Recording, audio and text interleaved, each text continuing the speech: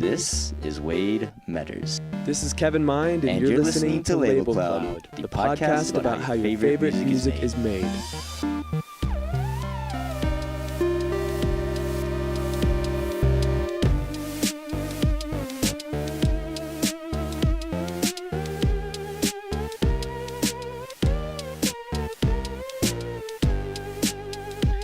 For our first series, we are interviewing Micah Jackson, the co-founder of the record label Visionary Noise, for the Community Music Festival, and Houston Freethinkers Radio. He's been heavily involved in local music, art, and activist community in Houston for over a decade now. Through his label and his music festival, he's been involved with local musicians like Daze and Daze, Another Run, Say Girl Say, Blackie, Josiah Gabriel, FLCON FCKER, and Otononana Trio. We will be dividing this interview into two tracks. Track 1, the trials and tribulations of starting For the Community. Track 2, For the Community, the Future. For this episode, we will be discussing how For the Community went from house parties to a full-blown music festival, helping numerous artists get a step up in the local Houston music scene. We also asked Micah about his advice for musicians and artists who are looking to make a career out of their work. So here's our very first Label Cloud episode and the first track of Micah Jackson's interview.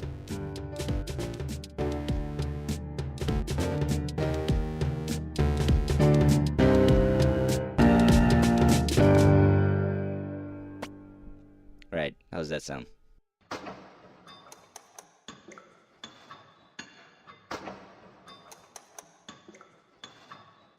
Before I ask the next question, I want to kind of introduce For the Community that this is a Houston-based music festival that brings a lot of local artists together from all different kinds of genres. We're at For the Community 11. The next one will be 12. It constantly brings a crowd. This is something that has been bringing good music to the Houston scene for a while. How did For the Community come to be? We'd done so many shows and our little wimpy treasury was really broke, and we're just like, well, let's just have a big party. I don't know how that happens. You know, you got $6 to your name. So we found a venue. It's called The Compound. It used to be called The Compound. It's no longer really a venue. It's in 3rd Ward and kind of a little bit of a rough area, not too bad, you know, right outside Montrose on the edge there.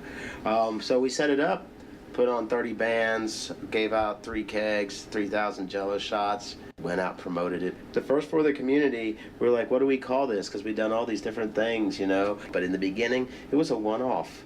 It was like, here, just give this away for the community, big party, no big deal, right? And the police came at 10:12 for a sound complaint, and it was at that time when they were just killing everyone for the sound complaint, and venue owners were running and leaving people with the cops to deal with, and you know, it's when they went from having to have a sound gun to measure it to their opinion. They came in, started looking around, messing with people's purses and things, just did. And people started questioning them. I mean, they went to an activist event and started acting like people didn't know their rights. And of course, this created friction. I heard Derek was being arrested, and I went to go see what was going on with that. And I went over there, and nobody would give me an answer. And honestly, there was more cop cars than I'd ever seen. I think there was probably 11 cop cars and 30 cops in a helicopter. God knows, they called their staff person at headquarters and everything. But so it's just like overkill, right? And I'm asking them what's going on. You know, we shut down the outside stage to avoid the sound problems. We had one inside stage with like dance party, you know, and we had some acoustic music that I was going to get started as soon as we just resolved the problem around the fire outside. And I'm losing it, you know, I've been through too much. I turn around, I just tell the people coming out, they don't believe in freedom. They believe in oppression and authority. And a big Farva decides to, you know, grab me from behind, not say anything besides your freedom ends tonight.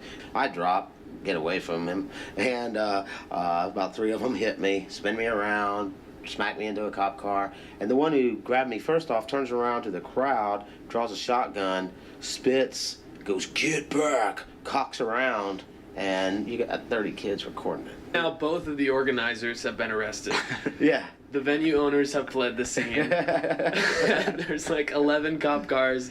Yeah, it was insane. And a bunch of music lovers just hanging around like, what's going on? Well, they let me out of the cop car. Meanwhile, the Daze and Daze are like, are we going on soon? Yeah, everyone's wondering what's going on. You know? We still got a keg. Should we still play? We still have like a keg or two on ice. It's only 10:12, man. Maybe 10:38 by now, you know? Well, after they slammed me against the car, I said, you know, what'd you do that for? And they said, you're inciting a riot. I call bullshit because if I was inciting a riot, there would be a motherfucking riot. And they put me in the car, and 30 minutes later, they came and they told me, okay, we're going to let you out, but you need to tell all those kids to go home.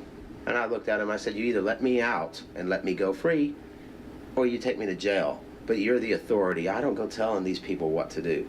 And they let me out. So I went in and I'm like, you know, I'm just going to go enjoy the music and hit that other keg. So when the cops came, half the crowd fled. You know, hundreds of people, boom, gone. It was raining, it was horrible, blah, blah, blah, blah, blah, all night long, right? And the other half stayed. Oh, it was fucking great. It was wonderful. You know, we had a dance party and we just kept drinking because half the crowd was gone. We just drank another 1,500 Jello shots, you know, and, you know, it's a bit excessive, but, you know, it was a big party. Anyway, it's then that I said, we need to do this again. Cops came to number 2, too, where we gave out 5,000 Jello shots and 5 kegs.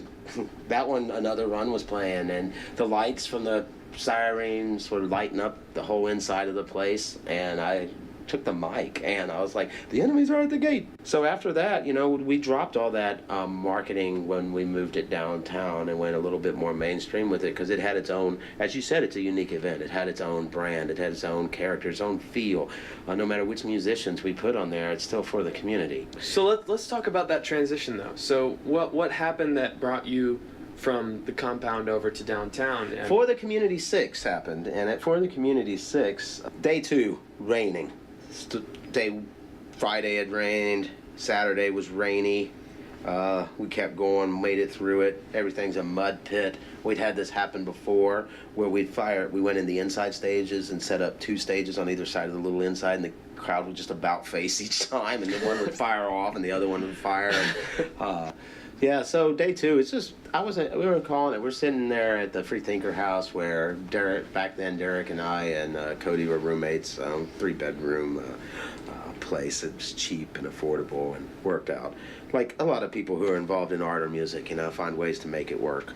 So we're sitting there, end of day 1, in the couches in the living room going, what are we going to do? And I'm like, F it, let's just do it here. And they ran with it, and they're like, okay, we'll make Cody's room the refreshment station, and we'll make Derek's room the radio station, because we had Local Live, who had just won Best Radio Station in Houston, broadcasting live from our house. And I'm looking out my window, and there's vendors all over my lawn and up my driveway. A festival, day 2 in my house, you know, so that can't be sustained. No way. My room was backstage, so that can't be sustained. And with that, For the Community 7 was moved downtown, and the baby, the infant that had been swaddling and waddling around third ward, you know, is now bouncing around downtown, making things happen there.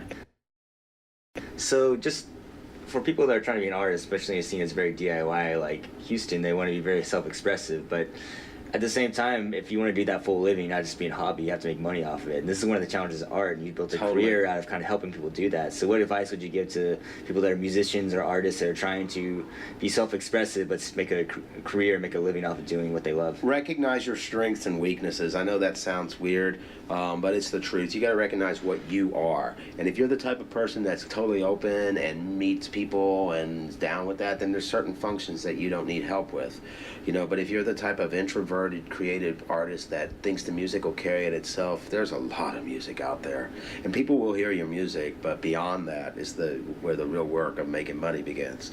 And a person like the second one I described obviously needs some promotional help. And, you know, nowadays technically a band or an act could do everything. You know, there's no need for independent labels, there's no need for labels, there's no need for any of that, honestly.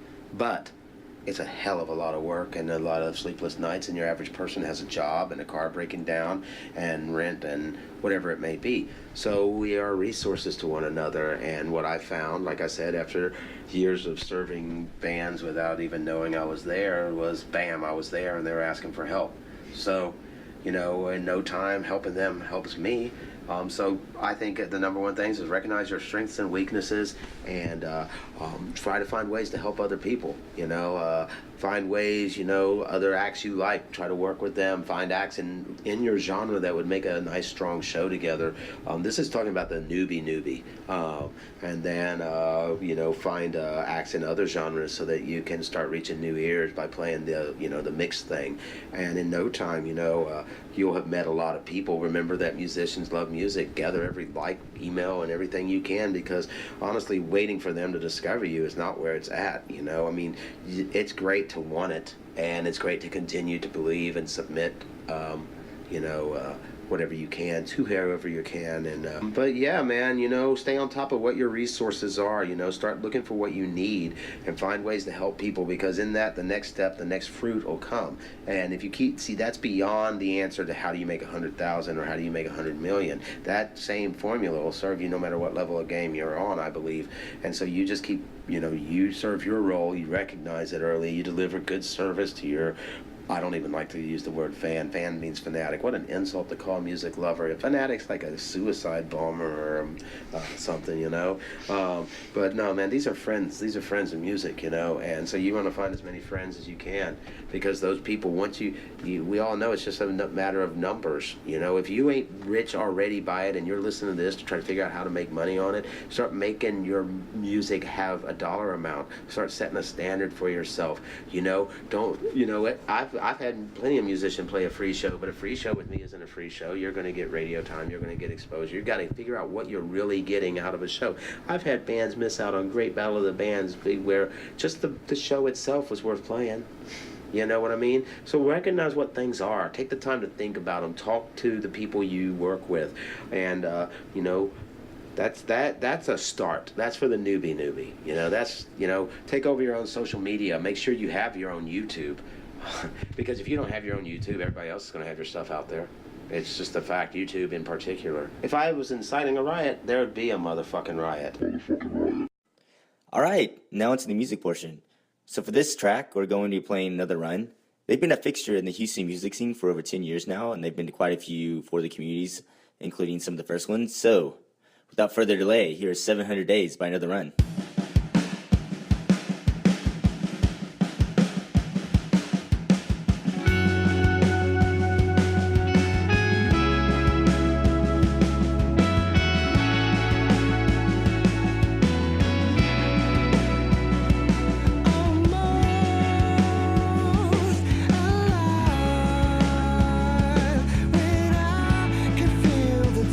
Of your lips, and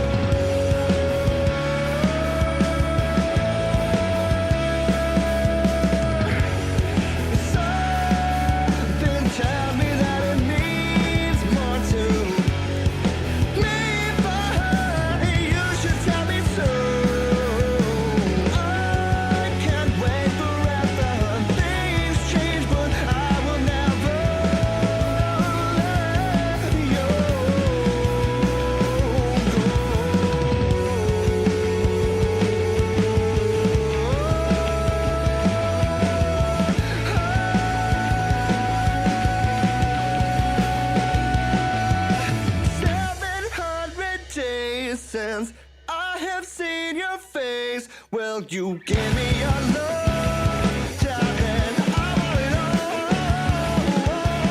Is this how it is? Oh, tell me we can win. I will give you my whole life. You want it